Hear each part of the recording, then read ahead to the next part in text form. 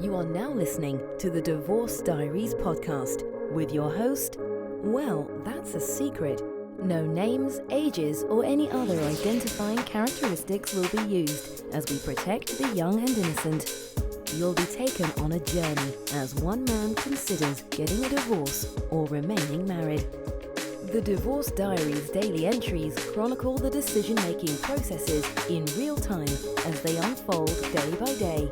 He hopes to add a bit of clarity to his sometimes muddled mess of a marriage. Cheating, overspending, sex, sadness, and betrayal are the characteristics of this marriage. Is he making the right choice? Welcome to the Divorce Diaries. Entire seasons are released on Patreon weeks before anywhere else. At Divorce Diaries Podcast Patreon page. Link below in description.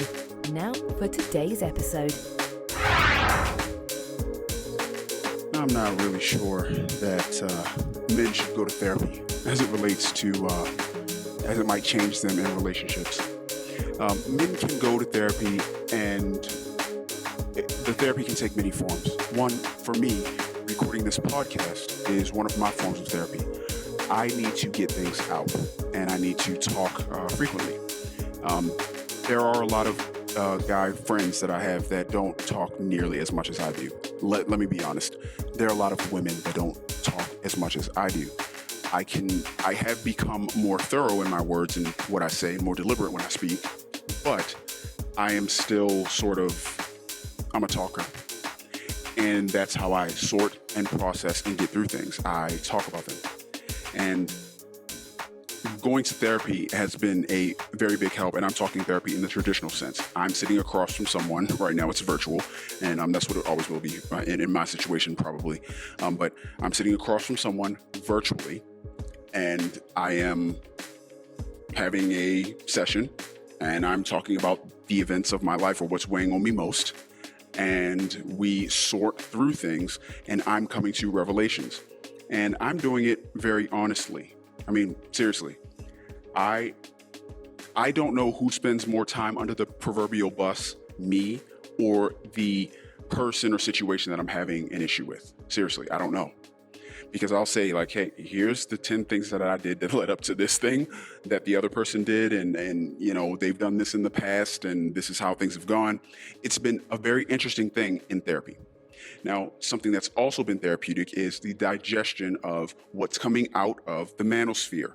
And if you don't know what the manosphere is, Jesus, what the hell? But when people in the manosphere, like, let me just throw out some people that I respect or I respect and I've learned some things from. There's Marquette Devon Burton, the Saint and the Sinner. There's Kevin Samuels. There's Fresh and Fit. There's Todd V. Dating. There's Alexander Grace, I'm sorry. I did learn some things about with Joshua Fluke when he was going through something really tough in his life, a breakup, I believe it was. Yeah, they're, Clap and rubs his hands together, Alpha Male Strategies, AMS. I did not understand just how animalistic we humans really are. And it is also gender-based. I didn't respect the fact that let's talk about dogs. I absolutely love them. And I've had a few over the course of my life. And when you look at the characteristics and traits of a dog breed, there's a set of things that a particular dog breed will or won't do.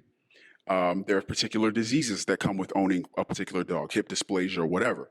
There's temperament things that come with a particular breed. There's, if you have this type of dog, you can expect the size, height, and weight to be this. There are very specific things that if this particular concoction of dog, aka breed, is formulated, you will get this type of dog. And that's why people typically may have like, oh no, this is our 5th golden retriever that we've had. Because they just like that breed. The breed sits well with them and their family, and it works. They understand it. And humans aren't very different. Men typically want to protect. They want to be respected. And that's how they're going to feel love. If their woman is always trying to protect or provide for herself, they will feel somewhat emasculated and and we're not going to debate the right, wrong, or indifferent parts of this. This is what it is. Men would like to protect and provide, even if it's not necessarily, let's say, financial providing. They would like to provide something substantial that the woman isn't providing for herself. It'll kind of fulfill the man. That's why they like checking off things like the honey-do list or opening that jar. And they're kind of happy to do it. They're happy to kind of pick up their pace and grab that door handle and swing it open for the woman before she walks in. I'm not getting into whether chivalry's dead or anything like that, but I'm just saying men typically want to do that. Women typically don't want to run to a door and hold it open for a man. It's like, it just kind of happens if it happens. A man is typically thinking about her protection, the area that they're going to walk in, is it going to be safe or whatever. He's just always kind of operating in that protection frame. And women are a little bit different. And I'm not necessarily going to get into the differences because that's not what this particular podcast is about. But it's just, as far as therapy is concerned, us men, whatever our form of therapy is, and the way that modern society, not just women, but everything in modern society is changing. How do people interact with each other? Do women, in fact, seek validation? I mean, granted, I would say yes. I mean, I'll get into the weeds with this one. Yes, women do seek validation. Why? There's a hairstyle change. There's makeup that's used. Do I look good in this dress? There are cinching and contour things like Spanx that are put on to manipulate the mind and make the mind think something else. So women typically want validation that is external from them. I put on this dress because I want to, some women might say, or I just like to look good, some women might say. Well then, put on your eyelashes, put in your hair extensions, put on a nice dress, and then stay in the house. Don't go anywhere. Walk around your house in your high heels if you like to look good. Or say it honestly. Well, I like to look good in public. I like to look good when I go out. Okay, let's peel the onion layer back. You like to look good when you go out? What are you doing when you go out? Well, there are people around and I'm being seen. It's fine. There's nothing wrong with it. Please don't feel guilty about wanting to look good in front of other people you don't know. Don't feel bad about it. Just understand this is how we're wired. So men, if they go to therapy, whether it's with an actual therapist, finding their own way like me to record into a microphone or something else, or digesting content from certain content creators on, hey, men, you should take note of this. Hey, men, you should start doing more of this and less of that. There are lots of things that can help the growth and development of men. Some people might call it the regression. I don't really care. The growth of men. And I think that therapy is the best thing ever for me. And has been, as far as sorting through my problems, because I kind of thought that maybe my parents would be able to help me sort through things when I was younger. Nope, not a thing. I kind of thought that friends would, I cared about my friends and what they were going through, so I tried to help them, give advice, whatever. Who knows if I was giving good advice or not, because I was probably blind at that point also. And now I'm trying to figure stuff out on my own. But with the help of a therapist, a truly impartial third party, especially with the secret sauce that I use in every one of my therapy sessions, which is my absolute naked truth, my total honesty. I'm not holding anything back. If you go to therapy and you're just like, hey, my dad hasn't talked to me in 6 months and, that just really hurts me. And if your therapist doesn't say, why hasn't your dad talked to you in 6 months? Well, he hasn't talked to me because I threw him out of my house. Oh, you threw him out of your house. Why did you do that? Well, he was not changing my kid and he was using a cold baby wipe as opposed to one from the baby wipe warmer. And it's okay, so you wanted your dad to use, warm baby wipe and he didn't. Okay, have you corrected your father like this in the past? Well, yeah, I didn't feel like he used to do this right or that right or that right. Oh, so is your dad maybe not talking to you because you typically try to change him or make him do this or that and you kind of command your dad around? Well, maybe, I guess so. If that therapist wasn't good enough to ask those questions, and if the person, let's do it a little differently, if the person is dishonest, Oh, I haven't spoken to my dad in 6 months. It's like the therapist is like, wow, that really stinks.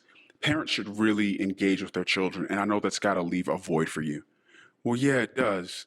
In fact, I mean, I've become more and more sad, and I think I'm filling my time with, you know, I I am playing a lot of games on my phone, and I'm watching a lot of TV on Netflix. Man, and whenever I see a father and their child together, I cry. Oh my gosh. Well, we've got to find healthier ways for you to deal with this distance between you and your father. You see that? So one, that's a fucked up therapist not asking the right questions, and that's also a piece of shit person that's not really coming in there ready to show all their cards. And it's not a bad thing. Do you want the solution or do you not? Because right now I'm watching in my family. I'm watching nothing but lies be spread. It's interesting. I am sitting on the sidelines. I'm not talking to anyone except one of my children, and I don't ask questions. I just kind of hear this. I kind of hear that. My youngest, she'll say this, she'll say that, and I'm like, really? Oh, okay. Okay, so that's a thing that's happening now in their lives. Oh, this person's stuff is no longer showing up on a calendar anymore. Okay. Oh, this person said that about me. Wow, I haven't talked to anyone, and I'm just watching the lies be spread. And what a really cool thing was that happened to just kind of seal the coffin shut for me was I FaceTime my daughter, and she's running, but she answers the FaceTime, and she's like, hi, Dad. And I'm like, oh, hey, what's going on? You don't have to. Why are you running, honey? Oh, we're in therapy. And I was like, oh, okay, you're in therapy. Oh, group therapy? Yeah. And I'm like, all right, well, you could just give me a call after, because I looked on the calendar, nothing was there. So that's why I gave her a call. So I just said, hey, well, I'll call you later, or call me after the session, and we could just catch up on the day. What happened today for you? And I don't hear her anymore, but I can hear the therapy session as it's going on. And then finally, a couple of minutes later, she comes back, she grabs her device, and she's like, hey, sorry, I'm back. And I immediately, because of what I heard in those couple of minutes, I'm like, wow, they were absolutely trashing me with nothing but lies. It was so incredible. And I said, put me back where I was, because I could hear it. And she said, okay. And she did it. And I'm sitting there listening to my soon-to-be ex-wife. Hopefully, as this recording is finished, as you're hearing this now, she will be my ex-wife. It would be a very good thing if I never spoke to or saw this woman ever again in my life. I would be over the moon if that could happen. And I know I'm showing my hand because she did kind of find out this podcast exists. So I'm pretty sure at some point she's going to stay subscribed to it, and she's going to listen to every episode that comes out. If I could embody one of the most toxic people in the world to tell children about high school breakups that we had, but she didn't talk about how she had boyfriends. She left me and ghosted me a few times. I kind of got jumped by, I got jumped by 2 guys and suspended for 10 days because of her and some weird relationship she had with someone. But she told me that he grabbed her at her locker. So I went and I confronted this guy. I'm like, that's my girlfriend now. I don't know if you guys ever had anything going on, but you're going to stay away from her. And I did the super macho thing. And I confronted this guy, and he didn't want to succumb. and just say all right, sorry, my bad, or anything. He didn't want to do that. He's like, man, F you. And I'm like, I'll see you after school. And he brought another person with him, and they jumped me. It wasn't bad. I held my own, and it wasn't bad on my end and not really bad on their end either. But it's a fight, and I did that on her behalf. And when I met her, she had a boyfriend, and she left her boyfriend for me. And I had to ask her, did you guys break up? Because I don't want any problems. And yeah, it's taken care of, but never nothing. But she definitely ghosted me several times.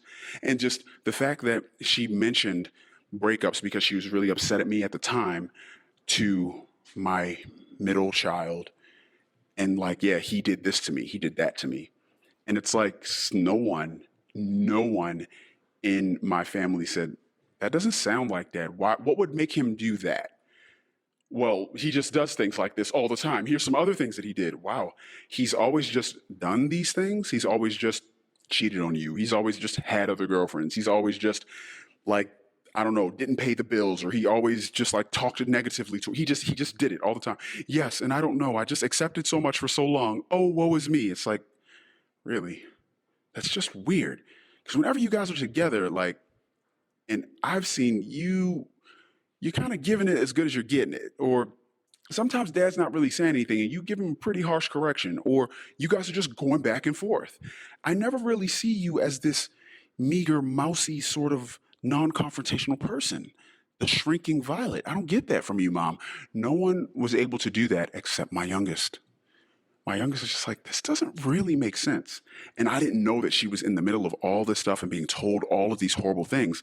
And I'm like, oh, geez. And I'm trying to find a way to answer it in the way that a really young kid can understand stuff. She's not too young, like, she's not like 6 and or below. She's a bit older, and a good bit anyway. And I'm like, okay, this situation, here's what happened. And here's what I said. And there's been so many of those things that have been said. And she's just like, that makes sense now, because Mom and my other daughter, they had been talking behind the back of this, and they said this and they said that. And I'm like, they? So this is like a family thing? She's like, yeah. She said, Dad, they even are saying things like, yeah, we can't wait to take half of his things.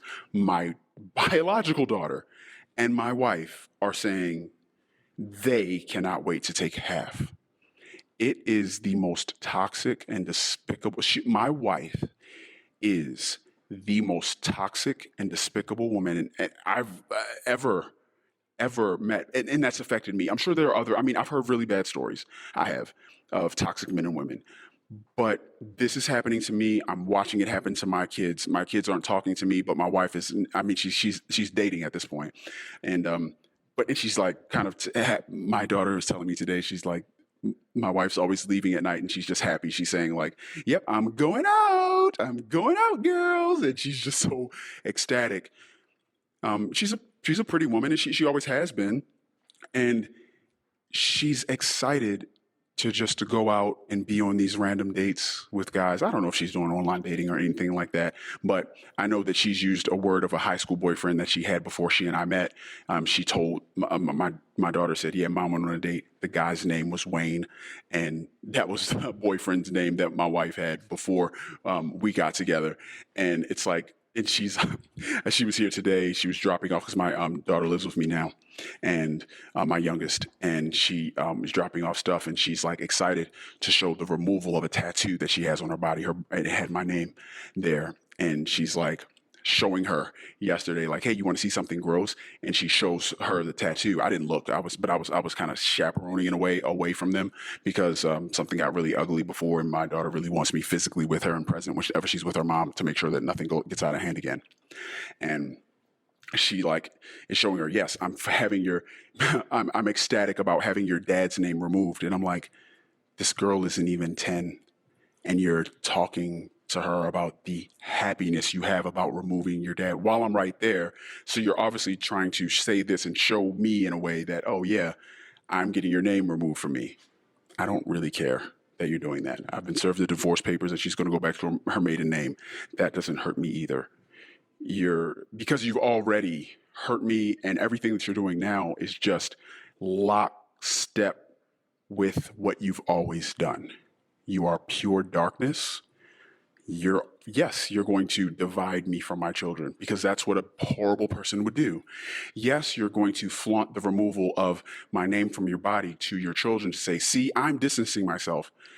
Do that with your friends, but your daughters aren't your friends, because you're telling them that their dad is a piece of shit. They can't just go to the dad store, get another dad, and just pick right up where we left off. No, there's going to be a void in their life, one that you can't fill, or one of your random boyfriends will fill. You can't do that. They won't care about them like I do. No one will care about them like I do as their father.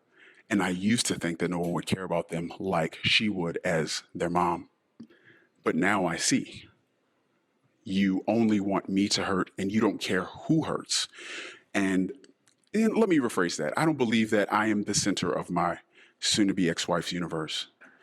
I believe that she wants to be happy regardless of the cost. I don't think it has anything to do with anyone else, because even as my daughters are falling apart, they're no longer speaking to each other. Well, the younger one isn't speaking to the older one. The older one has been significantly bullying the younger one. The younger one just told me that she assaulted her and threw her in a bedroom. because she wouldn't get out of the common space because she wanted to watch a more mature content theme. So kudos to my older daughter for not exposing my younger to mature themes, but shame on you for taking your little sister and physically throwing her and pushing her into a bedroom. My daughter said her arm really hurt. She took her iPad and she threw it on the bed, and then she shoved her into my wife's room, the room I used to share with her at the place we moved to. It's just very, it's very unsettling hearing all of this. I really do wish that I could somehow have certain do-overs.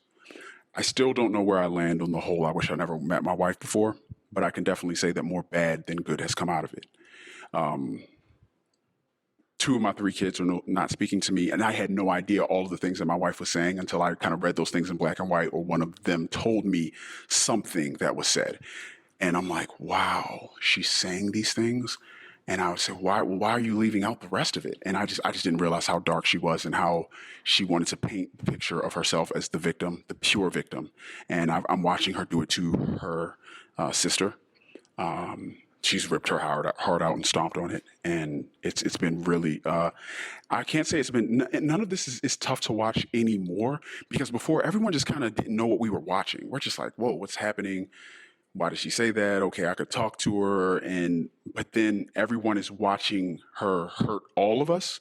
So we're all able to finally see my soon-to-be ex-wife, my sister-in-law's sister, and, other people are able to look at her and say, like, wow, you are a bad person and you can't stop being a bad person. And she's almost okay. She's okay with having her enabling parents still be by her side, but they won't live forever. And she's okay with having my kids, they don't even have the greatest relationship with her. But as long as they don't like me, she's good. And I wasn't going to say anything about marital conflicts to my kids. I slipped up and did that one time after my wife had her affair. I did something really stupid, and I'm just like, and I told the kids, like, I screamed it through the house. I'm like, everyone, come on, let's go. Your mom has a boyfriend. And before I knew it, I was because I just found out like seconds earlier or something, like, I don't really remember, but see, there we go. I don't remember. I heard that. I got so emotional, blurted that out. And immediately I'm like, what the fuck did I just do? Well, actually, it wasn't immediate. I was just like, man, I shouldn't have said that, but I'm angry. And I just went right back into my anger. And it wasn't until like a few hours later or whatever, I'm just like, holy crap, what did I just say? What did I say? Oh, geez. I apologize to all the kids and everything on my own. I'm just like, I'm so sorry, guys. I don't know why I did that. That happened, yes, but I didn't need to do that to you guys. I didn't need to expose you to that. I'm sorry. And yeah, they told me it was okay and everything like that, but I can't get that back because I helped to paint my wife in a light to them. And is she a piece of shit? Yes. Yes, she is. But it's not my job to go around telling anyone that she's a piece of shit. That's why, I'm changing my voice in this podcast. I'm not saying any names. I don't want to tell anyone that, like, yeah, this is exactly who she is. I just want to be a random guy that went through a lot of things that gets it out. And I really wanted to do this because I talked to a lot of men who are going through or have gone through, and hopefully not, but will go through these exact same scenarios. The kids are chosen by your wife over you. She comes first in your eyes. Her kids come first in hers. That feels good on paper until what the kids want and what you want are at odds. Like, let's say, curfew. You need to be home by 10 p.m. That's your curfew. Kids like, I really want to come home at 11. Your wife will jump in and she'll say something.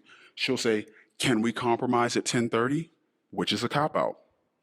She could say, well, you know what? Let's go with 11. Why? That's what a reasonable husband would say. Why?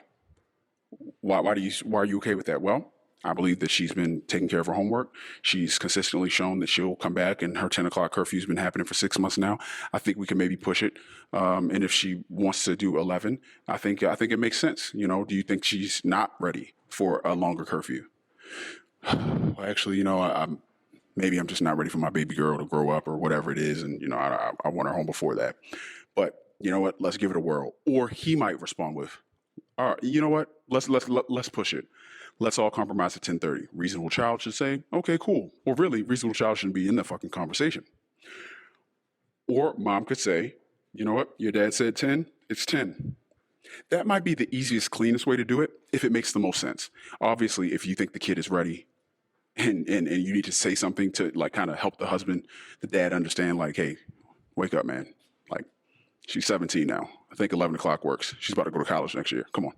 It's like, okay, cool. But that's the thing. We do, as humans, we do have a blueprint, just like dog breeds.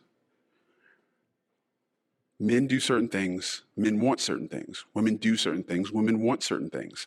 And we'll behave a certain way when we get what we want. We'll behave a certain way when we don't.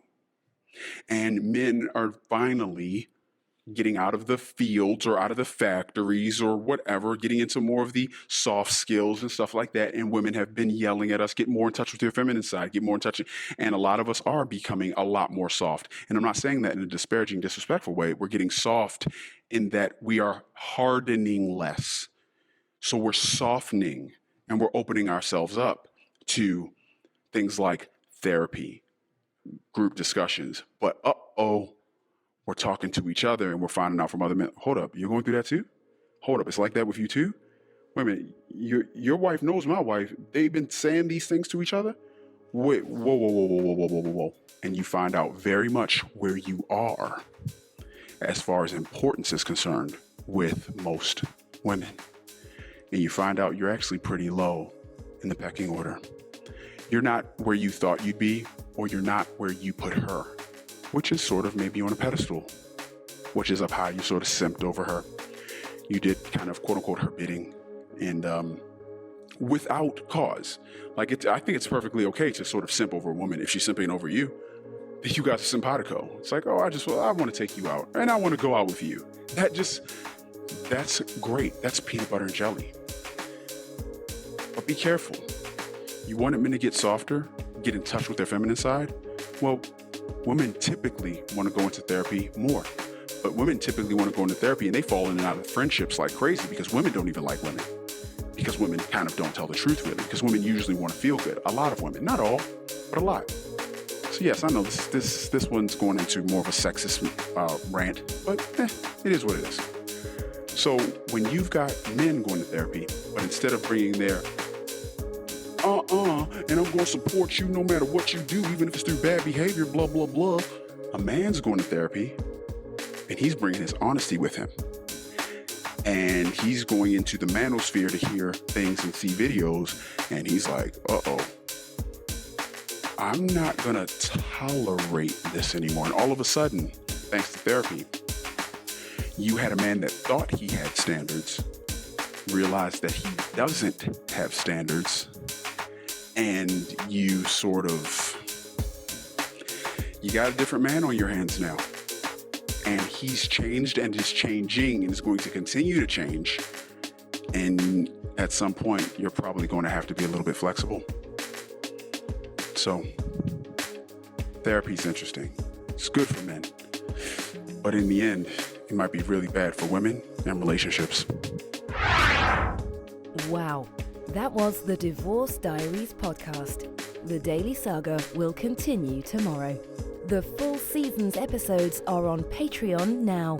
Subscribe for early access. Click the Patreon link in the description. Hopefully these entries help our anonymous recorder as a form of his own personal therapy.